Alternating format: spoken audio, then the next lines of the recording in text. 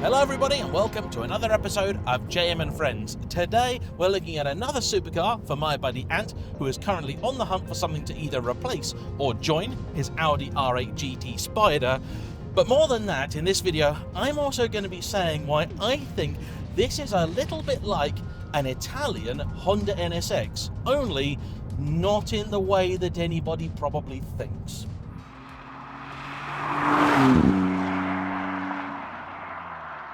So then, this is a supercar, which means first impressions are all important. How did this fare for you? Let's just start with the looks. Gorgeous car, absolutely stunning. I think it's got a really classy interior. I know some people criticize the interior, but personally, I like it. I think it's simplistic, straightforward. The steering wheel is a great size. Buttons are intuitive, albeit very Alfa Romeo. I love the sort of satin finish carbon, reminiscent somewhat of my GT, because that has the satin carbon on the interior rather than the usual tarty glossy finish. Overall, just the looks, the feel, everything about it, I think is fantastic. First impressions, great. Apart from one small thing, the splitter on the front. Because to me, it always looks like it's kind of like looking down on you in some way with a slightly upturned nose, like I'm better than all of you kind of thing. It just doesn't do it for me. I mean, I'm only joking, obviously. It still looks great. From in here, I feel like it's just a touch plain for me. I don't mind that there isn't much in an interior. That's fine, particularly for a car like this. But I do think when there isn't much in here, it should all be really nice. Paddles I like. Yep. These buttons down here, I don't mind. These window switches, pretty tragic. Yep. Like sharing those with like a basic Alfa Romeo is like, no. You basically can't see out the back. I actually do like the sort of, you know, screen that hides there type thing in the rearview mirror. Yep. I had to make a few adjustments to it in terms of its positioning for it to work with varifocals, but that's not a problem that you have, so... No, that's one problem I don't have. Yeah, but other than that, no, it works fine. It's interesting because obviously you're focusing on a screen, but my eyes were trying to focus on what was behind us, which is what would normally be the case. Yeah. But that was the only downside of that. But look, you know, I know our taste of interiors is slightly different. There's probably some interiors, just because they're just completely lathered with carbon fiber and lovely coloured stitching, that we would both like. But then something like this for me, I like. I like that sort of simpler interior.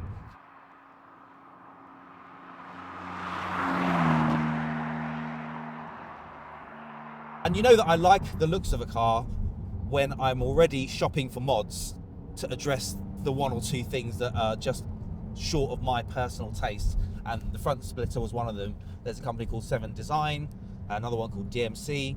They all do replacement front splitters. Clearly other people share in my belief. And this will tell you that in this relationship we are the wrong way around, because he is the tearaway ute that does silly things and I am the more restrained, boring old fart. Because the minute I showed him a picture of one of these and he said, oh yeah, no, it just needs a front splitter, I said, no, there's a reason they've styled it like they have, because having watched this car go down the road today while we were doing our drive-bys, I could see how close it already gets. And if you did have an even lower front on this, the thing will be scraping the ground at every opportunity. And that means you have to go slower. And to me, if you're having to slow down in a car like this just to get it over just bumps in the road, what's the point? Because my car brain, is still stuck at being a 12-year-old that likes to put posters up on their bedroom wall. So unfortunately, that is just how it is. But oh my God, the handling on this thing is incredible. I mean, it does turn in very, very keenly. Although, I will note, because you see, I have reviewed one of these a little while back, and it was actually because of that review, which wasn't particularly positive, that I recommended it to you, because the things I didn't like, really silly boosty engine and overly harsh suspension, I knew you'd really, really enjoy. And in fact, if you can hear every now and again a beep, beep, beep, that is because this car's suspension is so harsh, the camera in here thinks we're having an accident. Yep. Perfect. That's exactly how it should be. And by the way, I'm in bumpy road mode at the moment. This is how bad it is. He's put it in bumpy road mode voluntarily. Right, this is our 3-point turn. He'll start patent pending torture test. Okay, how do I do this? I've never done this one before. You do it in here, you loop round, you get the guy in the hot focus behind go past, and basically this is where you test the visibility, the usability. Right, reverse. Yeah. 8-speed DCT in this. Not great visibility. Very big car as well. It does feel very long. Big, yeah. And off we go. He'll sit. Oh. Anytime you like.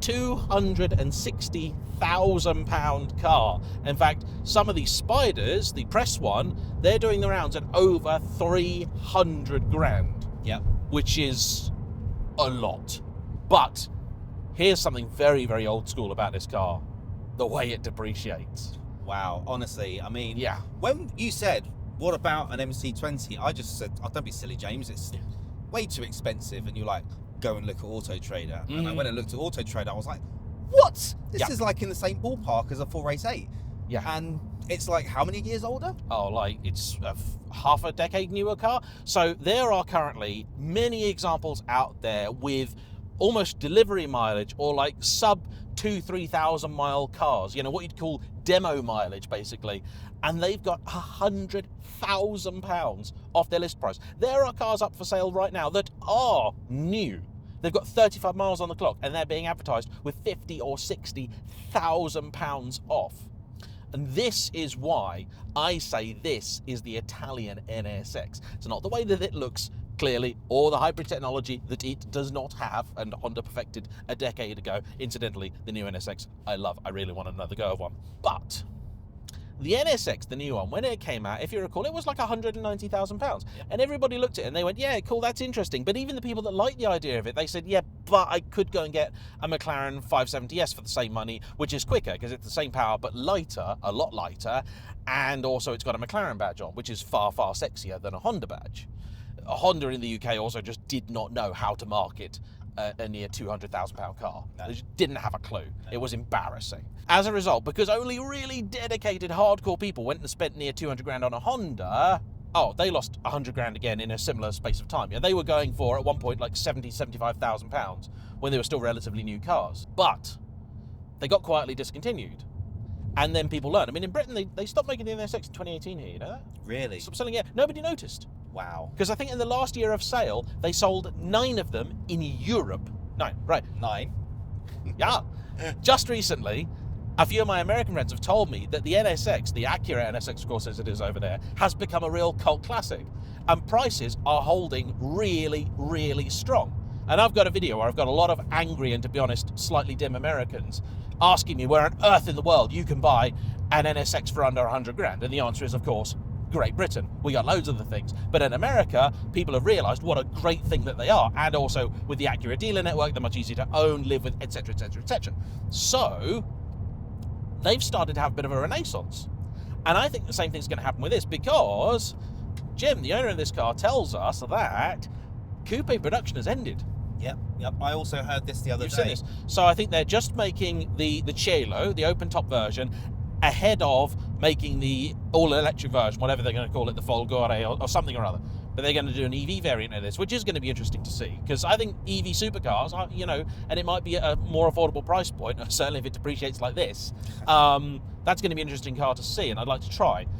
Apparently, he was telling me that might be why this one's so heavy. It's because they're bracing it ahead of the electric stuff, which this doesn't have. Anyway, I think in a few years' time, you know, 5 to 10 years maybe, there's going to be a lot of people that have maybe had their Lambos, had their GT3s, had their Ferrari 458s, 488s, 296s or whatever, and they want to go back to a more raw, old school driving experience, but they don't actually want to buy a car from the 90s or the mid-noughties or something. And this is going to offer that. There's like 19 of these for sale currently in Auto Trader, which, if you compared it to just about any Ferrari, you know, from the last 20, 30 years, that's very, very rare. Yeah. You know, your McLarens are a far more commonplace car. And I genuinely think it's not going to be an immediate thing, but over the next, certainly maybe decade, these are cars which I think are going to bounce back. Right now, and you've got the sort of compounding thing, which you have with the NSX as well, which is that people will see how much they're depreciating, meaning nobody's going to want to buy a new one. Who's going to want to go and spend 320 grand on an open top one, knowing that they're going to kiss goodbye to, what, £100,000 immediately? Nobody. No. And that's why they'll be rare, and that's why they'll be kind of in demand in a little bit, and they'll be more modern, they'll be a bit easier to live with, etc., etc., etc. They got flaws, they got problems. I've moaned about enough of them. But it's a different car.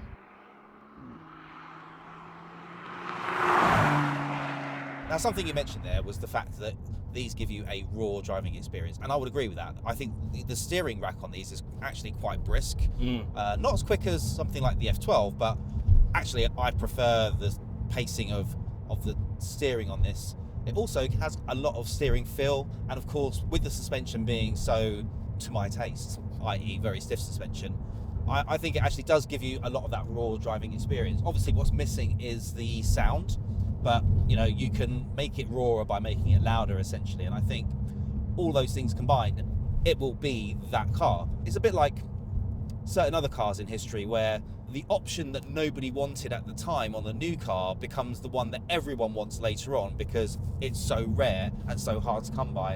And I think like that's the square steering wheel on Allegro. I didn't think about that one. I was thinking more like manual Murcielagos and the like. But, you know, this car is going to be sufficiently rare. And I think once it truly bottoms out, and I don't think it's that far off it on price, I think they're going to be selling like hotcakes. Yeah. Oh, one of these at £100,000, a lot of the problems that I have with it kind of go away because there's a lot you're going to be willing to put up with. Potentially even the kind of pathetic boot space. Oh yeah, which is pretty poor. I mean, at least in your Audi, it's kind of uniform. Yes. Whereas in this, it's just a weird shape. So overall, is this the perfect car for me with the exception of the sound? Yes. Also, there are options for me to modify it. Not too many things, just small enough that it doesn't become insanely expensive to start, you know, making the changes that I would want to make to the car. In terms of its current price, I think it would have to be a car that I'd have instead of the R8 GT. And I need that sound in my life. I don't mind if it's a V10 or a V8, but it's got to be a screamer. I need a supercar that makes a good noise, and unfortunately this doesn't. So I think this one is kind of on the list of cars to keep an eye on. As soon as it gets to a good price, that's when I think I'll be looking at getting my hands on one of these. Or if they bottom out and my circumstances change for the better, then maybe it's a car that I would then add in along with maybe one other car, because there is one car that we're yet to drive that I just can't stop thinking about. But that's probably for another video. So make sure you hit the subscribe button, and if you enjoyed today, hit the like button and drop us a comment below. What are your thoughts on the MC20? James, anything you'd like to add? No. Other than just to say bye-bye. Goodbye.